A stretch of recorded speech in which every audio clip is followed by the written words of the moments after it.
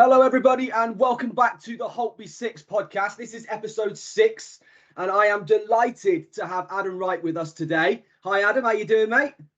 Yeah, I'm really good.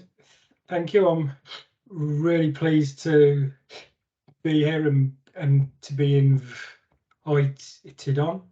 Good man. Lovely Really to have good. you, mate. Thank It really is lovely to have you, buddy. Tell us a little bit quickly then, Ad, about your kind of background, your life, your journey, where we are today. And obviously the topic that we're going to talk about today is kind of living with stammering challenges, if you like. So where are we and how have we got to where we are today, mate? Yeah, so I suppose kind of going back to the beginning, I kind of first realised that I had a stammer, probably age of around about 6, something like that, and I didn't know really what it was at time. All I could work out is that I was watching other people at primary school just talk, and I'm kind of watching them and thinking, why can't I do that? Yeah. Okay. I make it look so easy. Why can't I do it? What's wrong with me? And then obviously went through school, life, and that was very, very difficult. And then kind of on to college and work, and it really had a big impact on who I was, the life choices that I was making. And then when I was 2006-ish, I kind of made a conscious decision that I needed to do something about my speech. I wasn't quite sure what that something was, but I needed to do something, because otherwise the rest of my life just wasn't really worth living, if I'm being honest. Yeah. Okay. Wow. I mean, it's just I can't possibly imagine the impact that going through all of those challenges and uncertainties and confusions, I guess, as a younger child, like, must have been confusing for you that you didn't understand why you had this stammer and you didn't even know that's what it was then, but you had this thing going on that was so different to probably most of your friends at school, most of your family friends, I would imagine. So what impact as a young child, not so much as an adult yet, but as a young child, what sort of impact did that have on your well-being?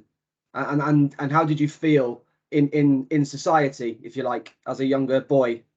Yeah, just and I see myself as being very different to everybody else. It was also very confusing as well, because this is back in like the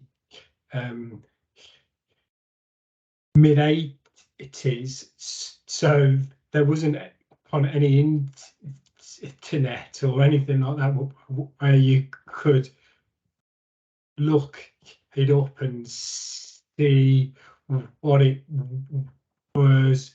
It was, and also the thing with stammering is it's not something generally in the public that's really talked about. Yeah. So I didn't talk to anybody about it. I didn't talk with my mum and dad about it. I didn't talk to me about it. It was this thing that was obviously really obvious to everybody, but nobody spoke about it. And then that, and as you get older, you then start to think, well, why isn't anybody asking me about it? Why aren't we talking about it? Yeah. And on the odd occasion where somebody would ask me about it, I would just shut the conversation down as quickly as possible. So it's just this thing that just consumes you all day, every day. Yeah. Yeah. Did you feel isolated at any time? Did you feel like finding belonging and finding identity within your friends group was difficult at times? Was there any challenges there trying to find yourself in what you would have imagined was your world, you know, trying to find yourself and that sense of belonging, because that's so important, isn't it? You know, that do we feel part of something? Do we feel part of a group, a community, a friendship, whatever it might be? Was isolation something that in Huge. perhaps part? Yeah. It was just massive, really, because I was under the impression at a young age, and it was just me, that I was the only person in the whole world that talked like this. I didn't know anybody else at school. I didn't know anybody else outside of school. Yeah. And therefore, and the biggest thing that's really helped me later on in life is connecting with other people who stammer. That's been huge. That's probably what's helped me more than anything else. And I would probably say nowadays my closest friends are on other people who stammer, and we meet up and we can talk, because you can speak about it all day, but really it's only those people who walk in your shoes and actually have those lived experiences that really understand. And it's just so nice to be able to go, do you know what, this happened the other day, and they're like, oh yeah. You know.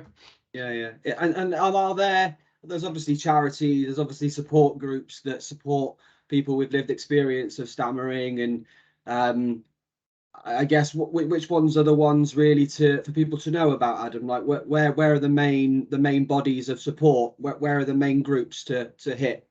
Yeah, so the British Stammering Association is probably the main one, who now operate under the title Stammer. They're the biggest one. They've obviously got websites and things like that, and they have a wealth of information on there that can help if you're a younger person, as well as a charity called the Action for Stammering Children.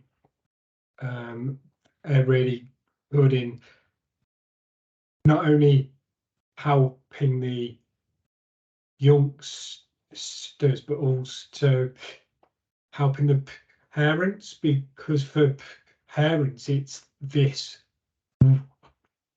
how do we help this person? What do we do? Because as parents just feel very helpless. So they're very good. And on the Stammer website, there'll be lots of links to different courses and therapies and things like that, which can help. I mean, I did the starfish project, and that really helped me. But there are others that are out there, and you just need to find the one that is going to help. Yeah. Okay. So there is plenty out there then, and I've watched your video, Adam, and truly inspirational, mate. And the changes that you made so quickly and the improvements that you made so quickly doing that starfish project was incredible. Does a stammer ever go completely? Is it something that you can stop doing, or is it something that unfortunately is with you and it just gets better and easier to deal with, or is it a personally, I don't think it would be something that just disappears forever. I'm not sure that ever happens. There are people out there that claim for it to have disappeared. I'm not so sure about those people, and I would be wary of hooking up with any therapy which claims to have a cure. Yeah. I get that impression only because I've met a few other people in my life who have lived kind of with stammering, and Okay. although many of them have improved, none of them, and including you as well, seem to it just doesn't stop. It's something that is, yeah, that's right. It's there, and I guess that then becomes part of you, right? That then creates this person that you are. That then creates you as a person, and so it would be quite strange not to have that in your makeup moving forward, wouldn't it?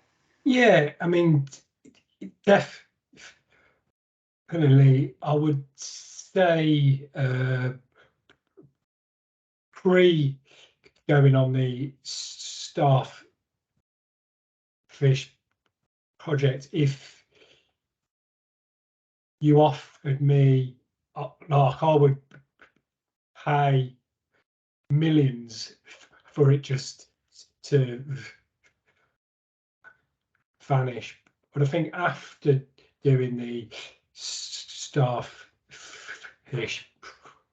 project, it's enabled me to do so much stuff and like connect with so many people and meet some really great people, and the opportunities it's brought me. And I also think it's very much shaped me as well, and who I am and my values in life and how I go about it. I think I'm an extremely resilient person, and I think my stammer has a lot to do with that. I've worked in social work for over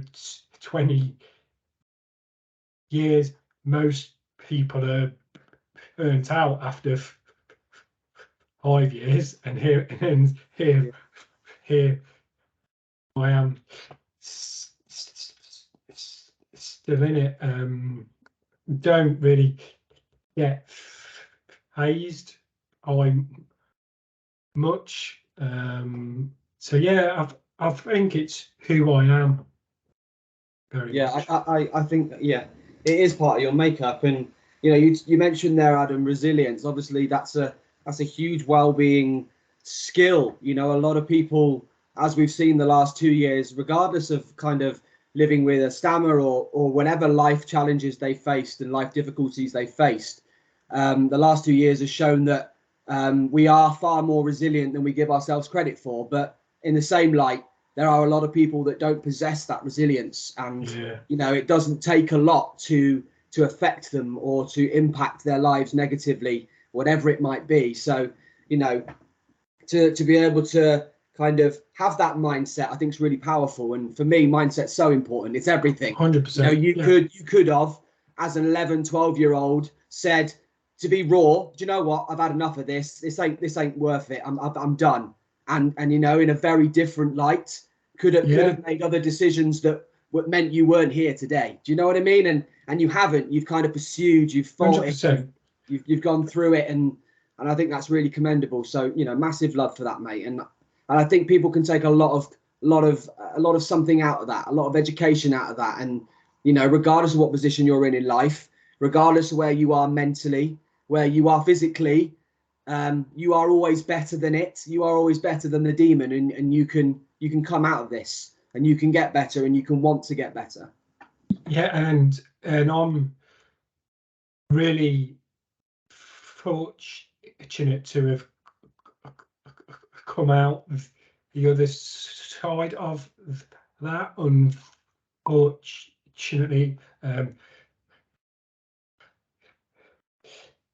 am aware of people that kind of have tried to commit suicide because of their stammer. I've met lots of individuals over the years who had planned it. It was all planned out, and then didn't happen for whatever reason. But unfortunately, there actually is an individual out by the name of Dominic who actually did die, and I just feel that's just huge, and in his note, he actually talked about his stammer and that he just couldn't face another day. And I just think, that's just... It's heartbreaking, mate. It's heartbreaking. Through no fault of your own, through no fault of anyone's own who struggles with a stammer. It's not. Man, it does. It breaks my heart, and it's such a shame. But on the flip side, like you've said, there are a lot of people like you who do represent that hope and do represent that fight. And I think sometimes it's not always about fight. Maybe that was the wrong word. Fight, I'm sure there was fight in that man that took his own life with the stammer. I'm sure there was, but it's how far you can go and how much you feel you can give moving forward to keep going like that. And for some people, it's just enough is enough. And that's really powerful. How supportive or do you have supportive networks around you, Adam, like family, friends, and how influential have they been in kind of keeping you mentally well as possible through this? Yeah, so I think after 2006, when I was like, right, I need to do something, that was when I opened up, really. So that was the beginning of the journey, because even at that point, I didn't really talk to my wife like about it, which seems mad, but you know, I didn't talk to her. I didn't talk to my friends about it. I didn't talk to anybody. So once I began that journey of sort of opening up, they've all been really, really helpful and supportive. And then, as I alluded to earlier, that kind of group of friends that I have are also stammer. That's just huge. We speak all the time on the phone. We have social meetups where we go out for a meal and a few drinks and whatnot, and that is huge. Yeah. That, like, I can't over sort of estimate really how big and how important that is, because just knowing that you aren't the only one. I still remember, I don't know whether you can remember this, but when Gareth Gates was on Pop Idol. Yeah, that was back in 2002, I think it was, which completely seems mad now. That's like 20 years ago. What? Yeah, I was a kid then. That was back, yeah, so that was 2002, and I remember, and I didn't know what was about to happen. I was just sat down, just watching it with my wife, and he walks in and he just started to stammer, and I was just so kind of overwhelmed with the emotion, really, because I'm like, this is amazing. I'm like, before that, I could never met anybody else that's stammered, and for him to go on national TV and do that, I think he was only 17, really, kind of at the time, and I was just like, wow, this is huge, this is massive, and if he's kind of able to do that, then really, like, I can do anything.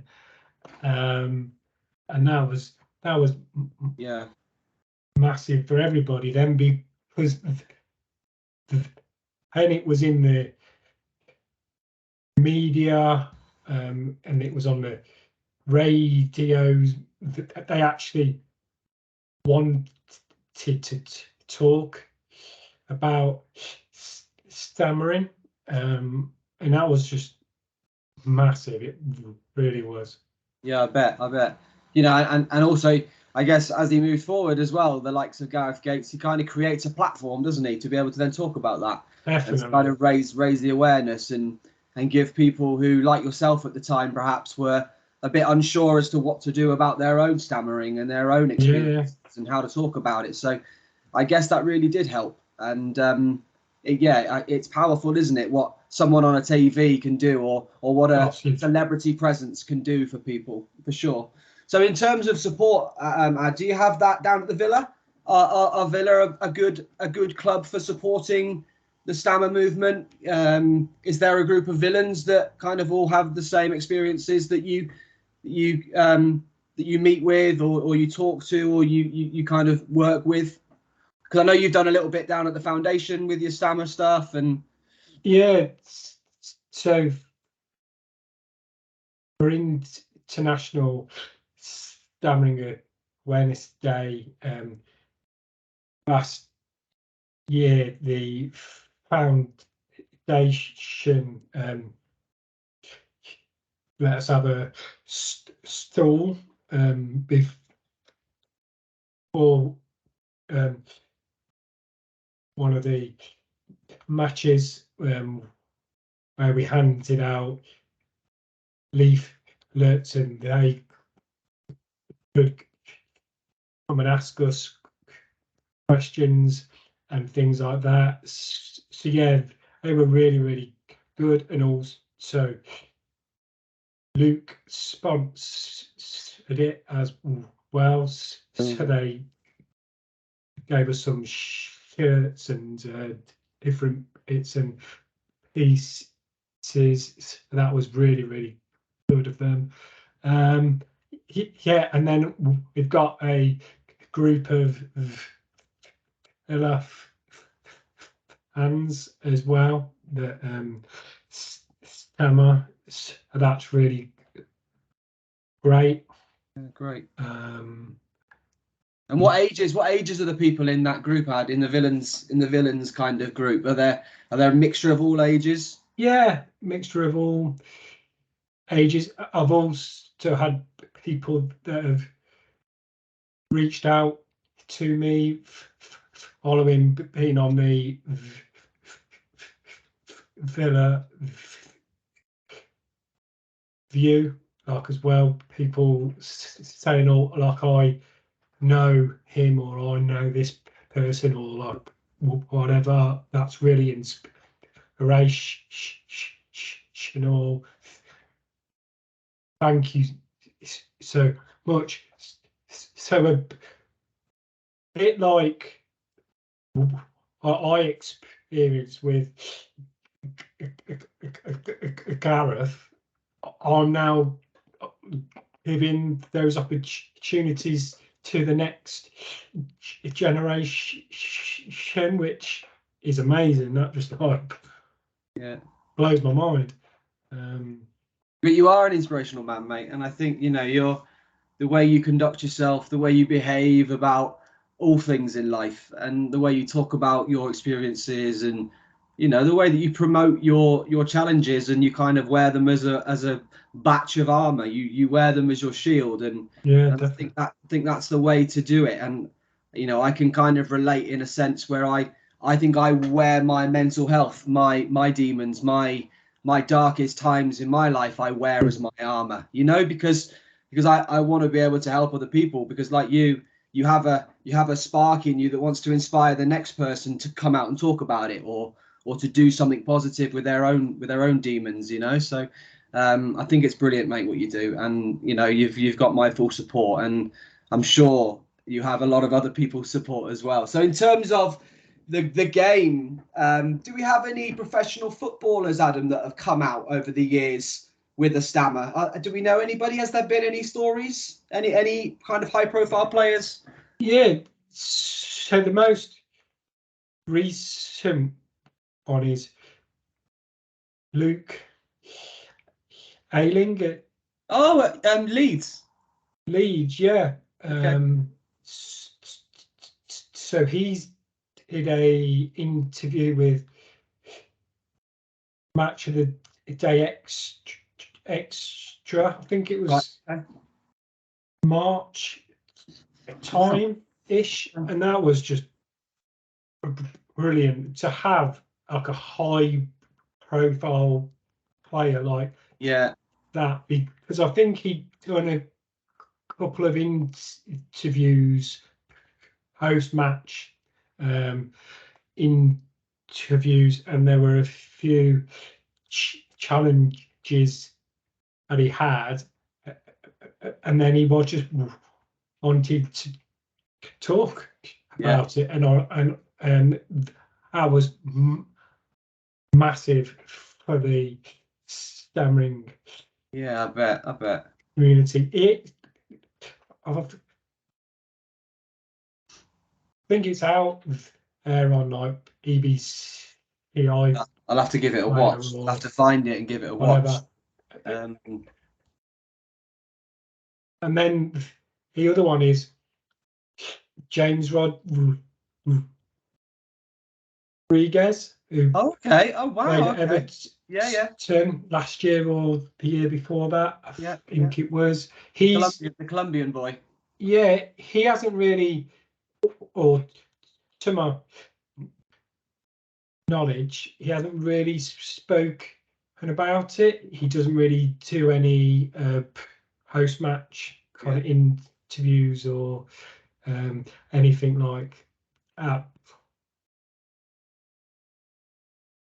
But there must be more out of there absolutely has to be statistically there has to be more out there. It's possibly just that they haven't reached that stage in their life yet where they're comfortable to talk about it. And I think that's the big thing, isn't it? That is the block that you have to get over. It's maybe not the fact that you're ashamed of it, because I don't think that should ever be the case, but it's more am I comfortable about talking about this to someone else who doesn't already know, because they're either one, my family, or two, my close friends, Yeah, definitely. And that's the big kind of shift, if you like, that the stammering association is trying to change at the moment, and that it isn't something that needs to be fixed. It's just how we are. It's how we talk. And kind of years ago, stammering was seen very much as a joke in the media. And if you think of all the stammering characters that have been out there over the years, they've all been used as for humor, comical reasons, and that's very much what we want to change, because it's like saying to a person with MS, oh, just get up and walk. You you wouldn't, would you? And it's like saying to us, just speak properly. Do you know what I mean? Like, oh, okay then. And it's that shift really that we're really trying to emphasize. So actually, for that 6-year-old me or 7-year-old me doesn't experience the negative thoughts and that is starting to happen. I'm part of a lot of stammering groups on Facebook and things like that, and there are some really inspirational young people who are just owning it, and they're going, this is me, and I love it. I absolutely love it, because I could never have done that when I was that age. The times have changed, haven't they? And like you say, maybe you 6 or 7 years old now in this society, you may have done that. You may have done that, but 20, 30 years ago, it was a very different story. Like you say, it's only even in I would say the last 5 or 6 years, there's still a lot of stigma around stammer, and like you say, that kind of cultural, let's talk about stammering in a humorous way, in a comic way, still needs to go. It still needs to be rid of. A joke is a joke, but when it starts impacting the people that actually live like that every day, then there's a problem, and that needs to stop. It's like with anything, isn't it? You know, you could make a joke about anything, but there's a difference between snowflake society and being a nice person and offending people, genuinely offending people. You know, we still got a long way to go to kind of put that together and make that gap better, if you like. But yeah, no, definitely. So if I could ask you just to kind of finish off then, Ad, what things a few things that you do to protect your well-being, look after your mental health? So, you know, stammering aside or with stammering, regardless, what do you do to keep yourself mentally well? What do you do? Top tips. What do you do? What do you enjoy doing other than Villa and your family? And well, Villa is a huge part of that. I mean, Villa is it's such a big part of my life that just being able to be at matches and connect with kind of other fans on social media and all the other different things, that does really help me, you know. That's a really important bit. I think the obvious one is exercise. So I'm always out every morning doing something, whether that's a run or a bike ride or whatever. I'm always doing something that really helps me and sets me up for the day. I'm consciously trying always to push my comfort zones to keep moving forward. So if there's any speaking opportunities at work, whether that's public speaking in front of hundreds of people or doing it on the video or whatever, if there's any situation out there where 10, 15 years I can't have gone, no chance, I'm always like, yes. So I'm always trying to do that, to move forward, do things like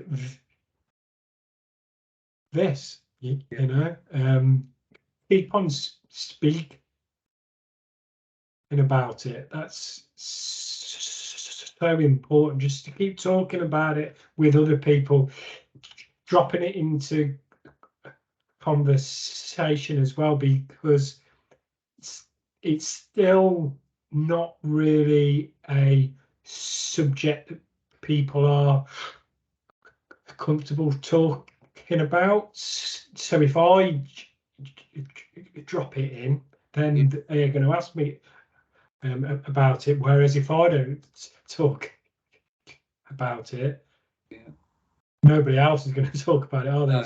No, you're the perfect icebreaker, aren't you, really? You yourself, as the person with the stammer, is the perfect person to break the ice and start the conversation and kind of not welcome, but give everybody the kind of permission to not feel strange about it or awkward about it or like they don't really understand it, so they can kind of ask you those questions.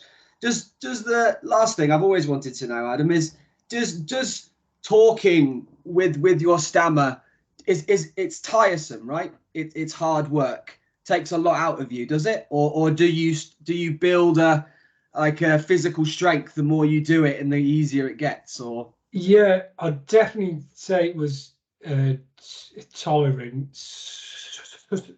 Before I had